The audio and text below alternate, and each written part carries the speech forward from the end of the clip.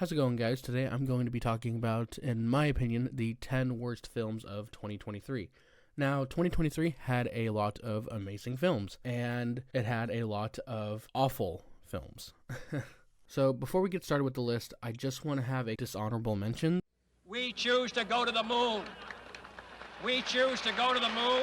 Most recently, Rebel Moon Part 1. Now, similar to his contemporary Michael Bay, I think Zack Snyder can have really good movies that have both style and substance. I enjoyed Watchmen, 300, to an extent Man of Steel, and I really enjoyed his 4-hour cut of Justice League. But at worst, Snyder brings to the table style that numbs the brain and lacks a gram of substance. A lot of it is usually with his character writing, story, and falling into cliches and tropes. And films like Sucker Punch, Batman v Superman, and now Rebel Moon Part 1 are prime examples of this. The film quite literally copies its homework from a barrage of other better films, and I understand that this was originally his pitch to Disney Lucasfilms for a Star Wars film, and it borrows from stuff like Star Wars, Dune, and Seven Samurai. But while you can borrow from things,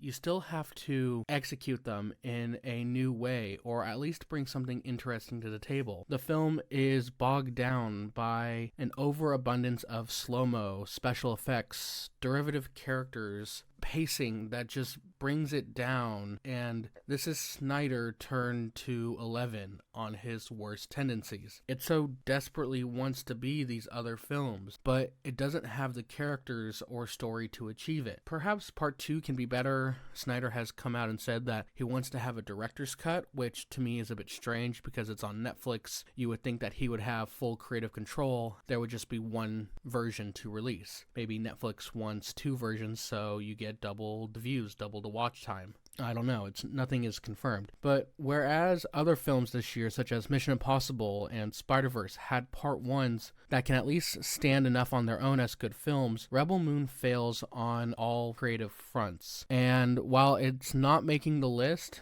I did want to talk about it.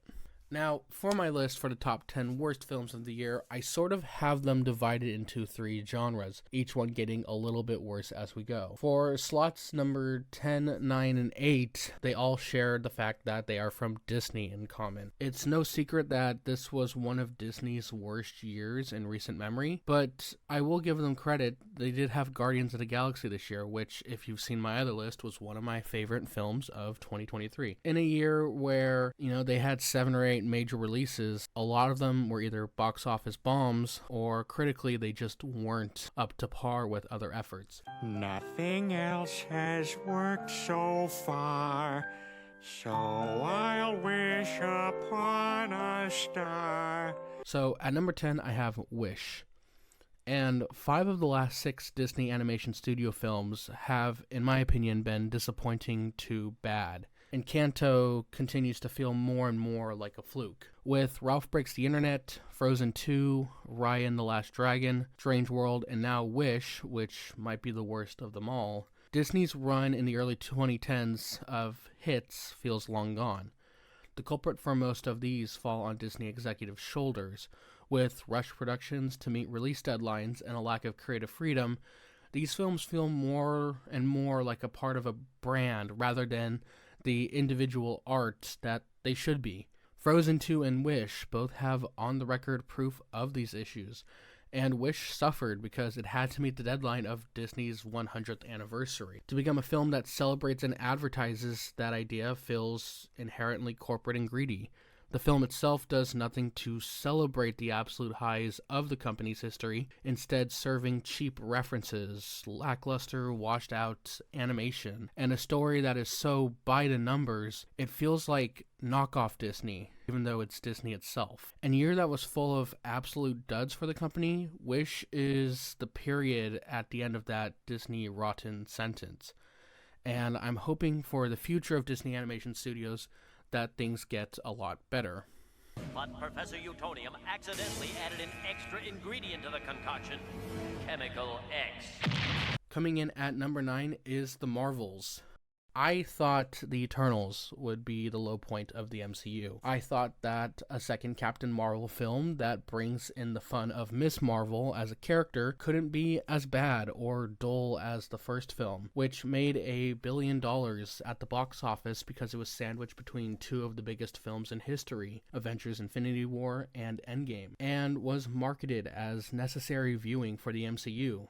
Yet I was wrong. The Marvels is the worst product in the MCU. It has the worst villain, it has the worst and nearly non-existent story, it has continuity and editing issues that are brought forward from its own premise, it provides absolutely no arcs or character development for its heroes, and it has some of the worst groan-worthy jokes and sequences I've seen all year. If Joss Whedon's style of quippy humor from the amazing first Avengers film was a overcasting cloud on the writing of phases 2 and 3, then Taika Waititi's weird, random humor from the phenomenal Thor Ragnarok has been an absolute curse in the writing of phases 4 and 5. It's been said that the MCU films don't give directors the ability to add their own personality to most films, and seeing Nia DaCosta's work previous to this seems to confirm that claim more than ever. I do hope that she continues to get better work and is able to leave something like the Marvels behind, because I do think that she is a good director and filmmaker. This is just one of those entries that either needed more rewrites or more time for development, because what was delivered was not up to the legacy that the MCU seems to be whittling away.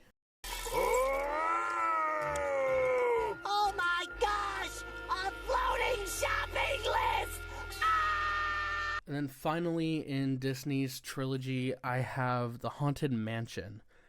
Haunted Mansion has a great cast, and that's it. At over 2 hours in length, which is so odd for this kind of movie, the film is a absolute slog to sit through. Jokes fail to land, and despite the cast's effort, which has amazing people like Lakeith Stanfield and Danny DeVito, the material here is dull and predictable. Disney here feels so desperate to find their next Pirates of the Caribbean, and the Haunted Mansion now sits alongside The Lone Ranger and Jungle Cruise as their failed attempts to capture that lightning in a bottle. But in a strange marketing move by Disney, they released the film in July rather than October, where even if the quality was the same, it probably could have banked off of a family-friendly Halloween crowd. At least that way it wouldn't have been such a bomb at the box office. Now, for the next group of films, I have 3 action movies that can almost fall under guilty pleasure. These are movies that, if you turn your brain off enough, they can be really entertaining, but these are still bad movies. Fonz, there's no way you can jump that shark with your water skis.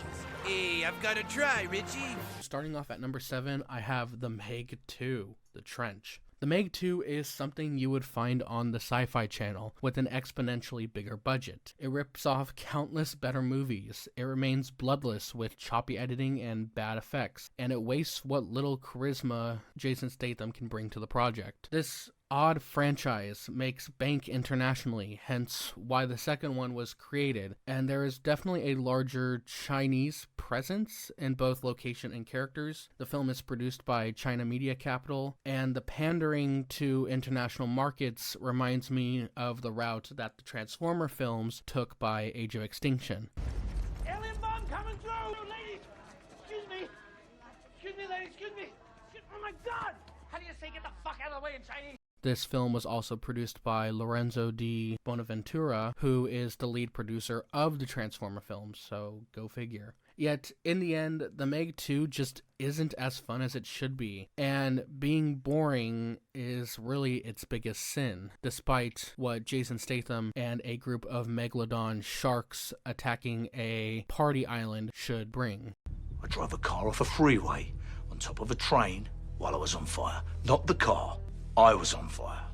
Jesus, you're intense. Coming in at number 6, much to my disappointment, is The Expendables 4. To start off with The Expendables, none of these films are good. They are definitely an excuse to bring together a bunch of action superstars for over-the-top violence. The first two films were essentially the Avengers of 80s action movie legends. Yet by the time we reach The Expendable 4, only Jason Statham and Sylvester Stallone remain, and Stallone is barely in the film. Instead, we get a new team, highlighted by Megan Fox and 50 Cent. The action is choppy, the green screen is cheap, and the garbage popcorn guilty pleasure fun is almost nowhere to be found. The bright spot of the film is bringing in Iko Uwais, whose martial arts experience and charm from the Raid films are wasted by bad editing and direction. And on a side tangent, since starring in those Raid films, I've been waiting for Uwais to break out in Hollywood, but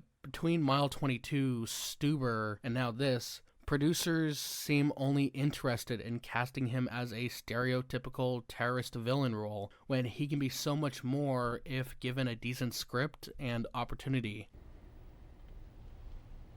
Why are you the way that you are? Honestly, every time I try to do something fun or exciting, you make it not that way. I hate so much about the things that you choose to be.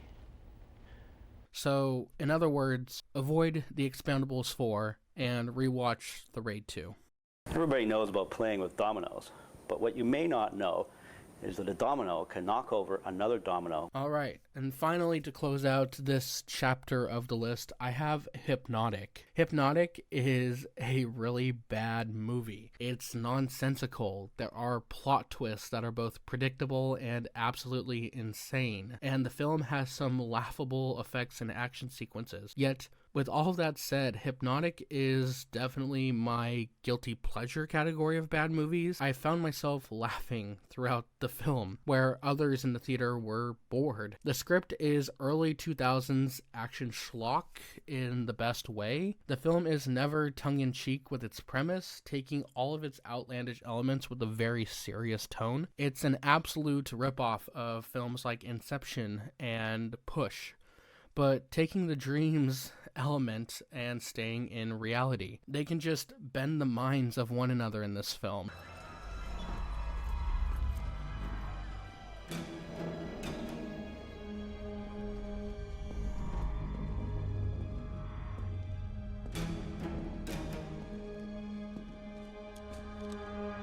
If you got any powers you're holding out on, now's the time. All out.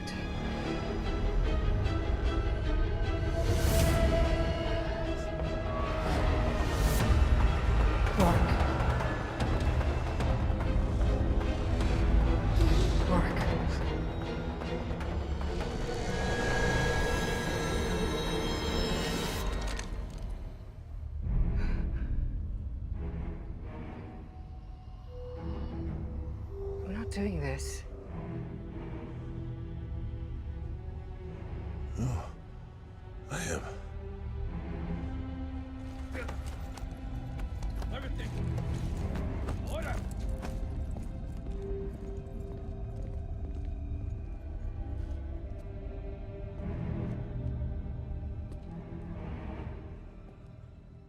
The villain of the film is a one-dimensionally evil, and the third act is so absolutely ridiculous it enters parody territory. I mean, come on, this is a funny-ass movie.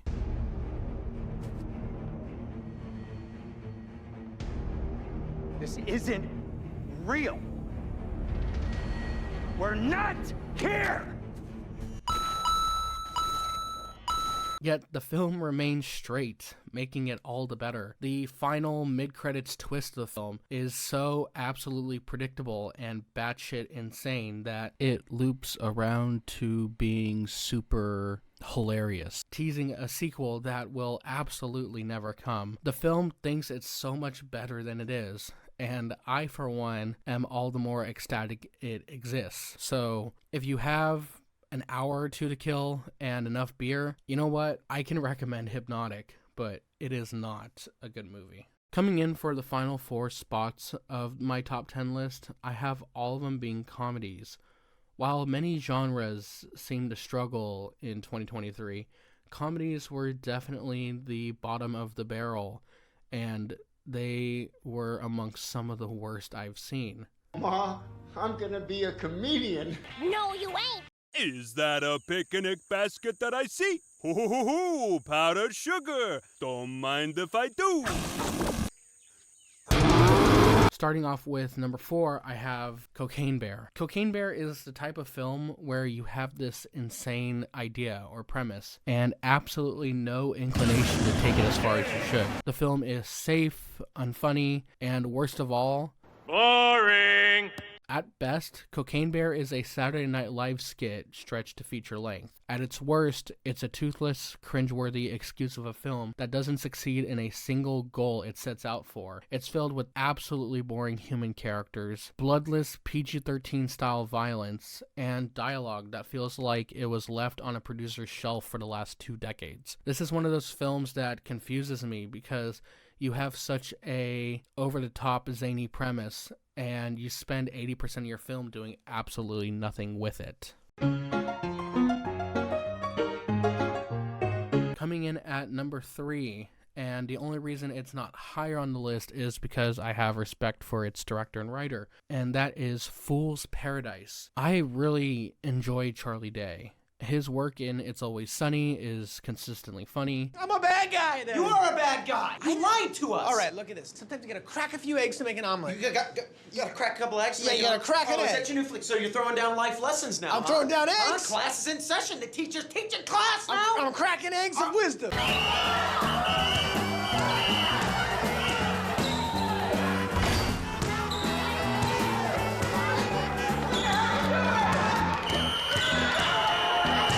Want to play hardball? Fine. You're about to experience the hard knocks of a free market, bitch.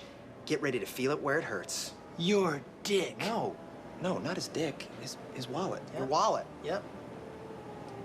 And his roles in other films can often be a highlight. He brings a zany, kinetic energy to all of his projects. So when it was announced that he was making his debut as a director, I was excited. A Charlie Chaplin-style comedy about a mute person that is able to become accidentally famous in Hollywood is a interesting idea to take in modern day, especially with the current state of the comedy genre being near extinct in the box office. Yet, similar to Cocaine Bear, Fool's Paradise quickly runs out of steam within its opening act. If we look back at some of Buster Keaton's best, such as Sherlock Jr., the art of silent comedy is how grand and over-the-top a premise can become, and on a tight runtime of 45 minutes also means that that film isn't at risk of losing its momentum. And Charlie Day has come out to say that people like Chaplin and Keaton were some of his inspirations for the film. Now, a look at the film's chase scene in Sherlock Jr.,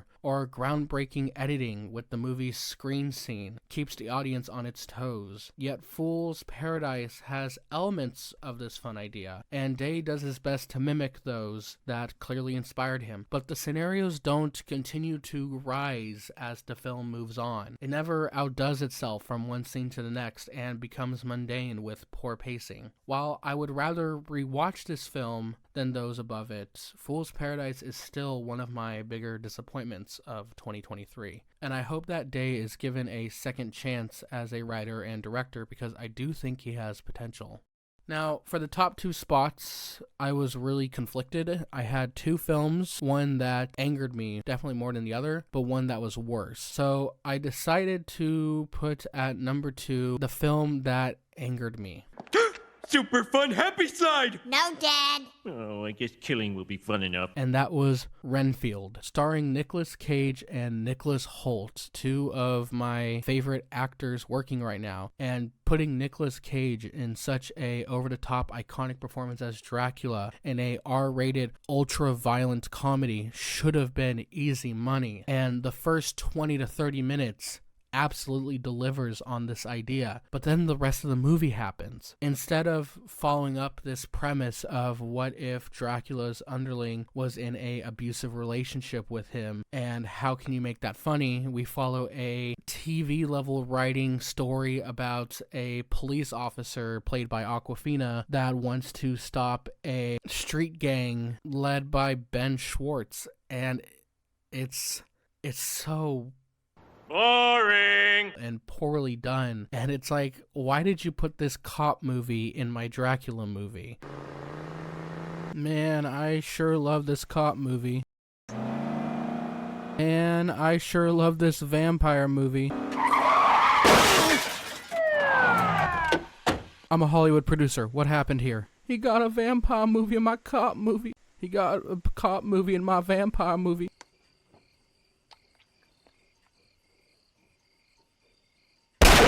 And it completely sinks and ruins the film. Now, if you can cut together the 20 to 30 minutes of good content, this can make for a great TV episode or anthology on modern day monsters living in the real world.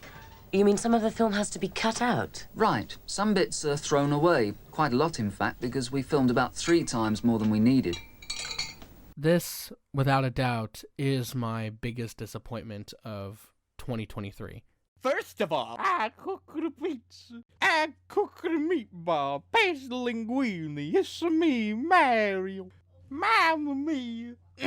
Now, at the top spot for my worst film of 2023, what can be worse than disappointment? What can be worse than untapped potential? Well, at number 1, I have a film that had no potential. At number 1, I have Mafia Mama. The film is so predictably unfunny and painfully cheap. It's poorly directed and terribly edited. The film doesn't have a single positive thing I can say about it. Whereas Fool's Paradise had a couple of good jokes, Cocaine Bear had a wasted premise, and Renfield had wasted potential, this has none of that. Toni Collette deserves better. Go watch Hereditary or Little Miss Sunshine to see her in something that's actually good. Avoid this film like the Italian Mob its stereotypes in ways that haven't been moderately funny since The Simpsons brought on Fat Tony in the early 90s. In fact, just go rewatch Season 3, Episode 4 of The Simpsons, Bart the Murderer. Then spend the rest of the hour you would have had watching Mafia Mama doing literally anything else. This film is nothing, and it is without a doubt the worst theater experience and 90 minutes I spent watching movies in 2023. Hey guys, I just wanted to say thank you so much for making it to the end of the video. Every view, like, and comment I get means the absolute world to me, and this was my first big project of the year, but I had a lot of fun editing and bringing this top 10 to life. So as always, thank you so much for watching, and have a good one.